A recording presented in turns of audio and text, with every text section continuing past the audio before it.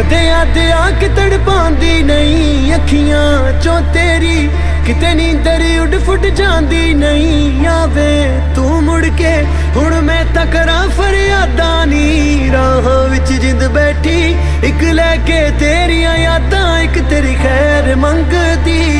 मैं मंगा ना कुछ होर, एक तेरी खैर मंगदी। ना टूटे दिल की डोर, एक तेरी खैर मंगदी। अब कोई चले ना जोर, एक तेरी खैर मंगदी मैं, हो एक तेरी खैर मंग